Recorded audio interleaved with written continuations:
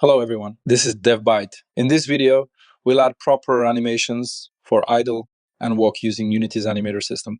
Animations in Unity are controlled using something called an Animator Controller, and we use this with the help of Animator Component. Think of it like a brain that decides which animation should play and when it should play. First, let's organize our project properly. Create new folder and rename this as animations. And inside this, we'll create another folder and name this as Animator Controller. Right-click, create animations, and select Animator Controller, and rename this as Player Controller. Now, let's assign this inside the Animator component of our player. Drag Player Controller inside the Animator component. The Animator component controls animations, states on the character.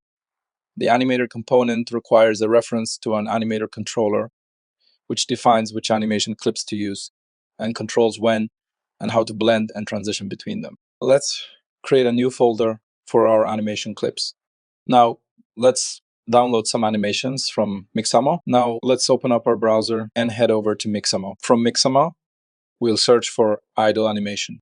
We have all the idle animations here. And from there, let's select breathing idle. We have a preview for our idle animation.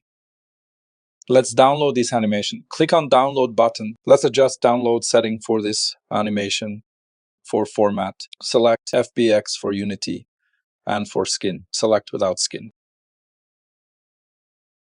And hit download button to download the animation. Now, let's download animation for walking. As we have already selected a walk animation, we enable in place because our character movement is already controlled by code. Without this, the animation itself would move the character forward and create double movement. Let's download this animation with the same settings as well. Let's quickly import both animations into Unity. Select animations from project, click on rig of our animations, and change animation type from generic to humanoid because our player has humanoid animation type, and instead of creating a new avatar, we'll use copy from other avatar. We do this because our player already has a properly configured humanoid avatar. And we'll assign player avatar for our animations. This allows all animations to use the same bone mapping system. Let's configure animation settings.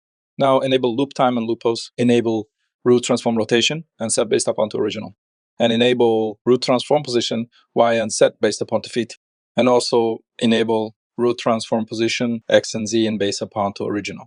Apply. Same setting for walk animation. Select our player controller and open Animator panel. Now right-click, create state. Select from new blend tree. Blend trees smoothly blend between animations. Quickly rename this blend tree to motion and double-click to open blend tree. Set blend type to 1D. Quickly add motion field for idle and drag our idle animation in there. Add new motion field for walk and assign walk animation. Quickly rename flow parameter from blend to input. Open up our player movement script and add animator for player animator. Add start method because we'll assign our animator reference in the start of game. Let's assign animator reference. Now inside update, let's set the float value for input parameter of our animator and pass magnitude of our movement vector. If the player is standing still, magnitude is near 0, and if the player moves, the magnitude increases. Let's test the game. As you can see, our animations now transition smoothly based on player movement. That's it from this video.